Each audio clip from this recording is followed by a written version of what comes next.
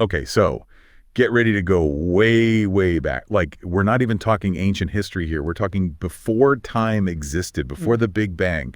You've been digging into inside the minds of Chaos and Nyx. And wow, just wow, we're diving into some serious myths of creation today. It's incredible, isn't it, how these stories even begin to grapple with something so unimaginable. Yeah, We can talk about the Big Bang, sure, but what was even before that? It's like our brains just short circuit. seriously. Yeah. So how does this book tackle that? What's the approach?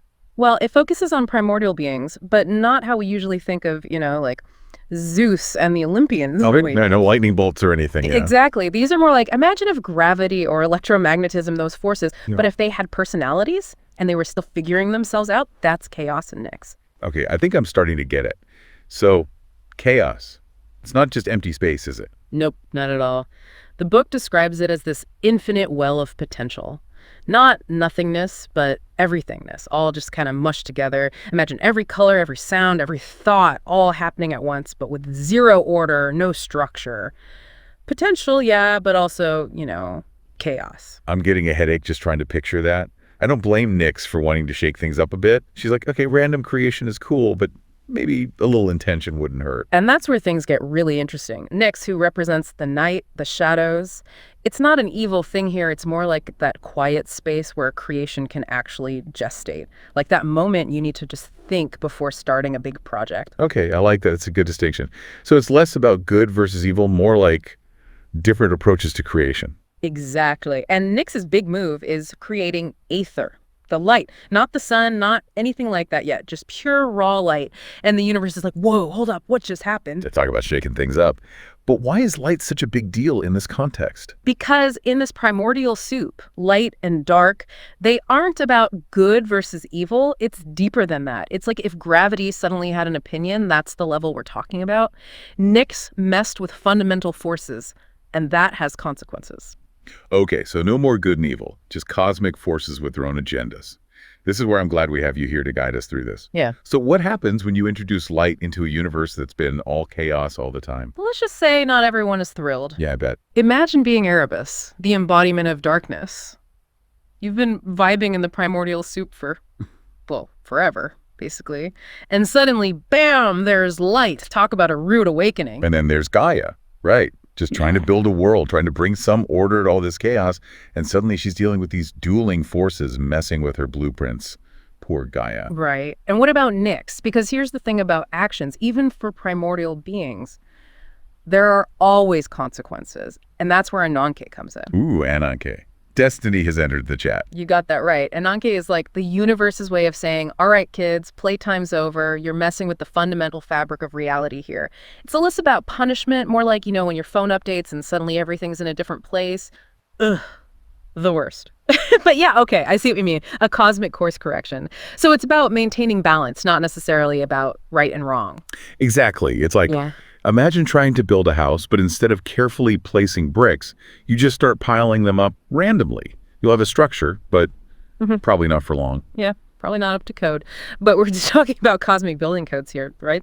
So what does this mean for Nyx? I mean, she created light with good intentions, didn't she? Right, and that's what makes this myth so interesting. It makes you think about creation, about power, about good intentions, not always well. Yeah. Nyx is powerful, but she's not all powerful. Even primordial beings make mistakes. And boy, does she have to face the music on this one. The book really digs into her regret, Yeah. the weight of realizing, oh my gosh, I just threw the entire universe out of whack. Yeah, that's a lot to process. I think we've all had those moments, though, obviously on a much smaller scale. Yeah. Trying to fix something and realizing, oops, maybe I made it worse. Exactly. It's relatable, even on a cosmic scale. But what I love is this story doesn't go for the easy way out. Like, oh, good triumphs over evil and everything's sunshine and rainbows. That's not balance. Because true balance isn't about erasing the differences, right? Yeah. It's about finding a way for those differences to, coexist, work together. Yes. And that's what everyone with a little nudge from Ananke has to figure out. How to find that rhythm. Like light and dark, they seem like opposites, but There's got to be a way for them to work together. Otherwise, you just have this cosmic smoothie and yeah. no thanks. Right. No cosmic smoothie. Instead, you get this amazing realization, and it dawns on Erebus, the embodiment of darkness. Without light, darkness has no meaning. Whoa, okay, that is deep. It's like you don't know what you've got till it's gone, but on a universal level, makes you appreciate the contrasts, Absolutely. We don't appreciate things until they're gone, but real balance. It's not just tolerating those differences, but seeing how they make each other better. So Erebus gets it, but what about Gaia? Talk about being stuck in the middle of a cosmic tug of war. For real. She's just trying to build a world here, and everyone else is messing with the raw materials. And that's where Inanki stepping in is actually helpful for Gaia. It forces her to pause, to really observe these forces interacting, and she starts to realize, wait, I can use this. I can actually harness this. Instead of just randomly throwing continents around, it's all got to be in harmony now. That's a lot of pressure for Gaia. But what about chaos? Does it just watch all this go down? Well, chaos is still chaos, always churning, always that source of potential.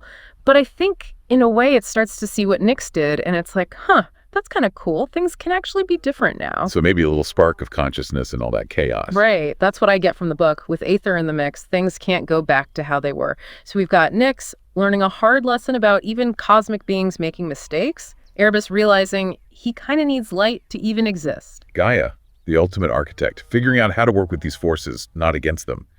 And maybe, just maybe, chaos is becoming self-aware. Wild. That's a pretty good summary. And through it all, Inanki is there making sure the universe doesn't, completely unravel. Like a cosmic safety net. This is heavy stuff, though. I mean, we're not primordial beings. We're just trying to get through our day. What can we learn from a story like this? And that's the beauty of it. Because it is relatable. These myths, they're about these huge cosmic forces.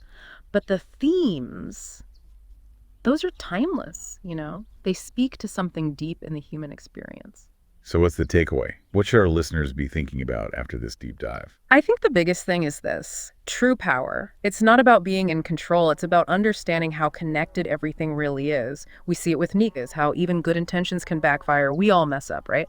But it's about learning, finding that balance, and realizing that sometimes the most powerful thing we can do is let go. Letting go. That's tough, though, right? Especially these days. It feels like we're always supposed to be striving, achieving, controlling. It goes against our nature, doesn't it? Yeah. But that's what I love about these myths. They make you look at things differently, like we're part of this huge system, this incredible universe.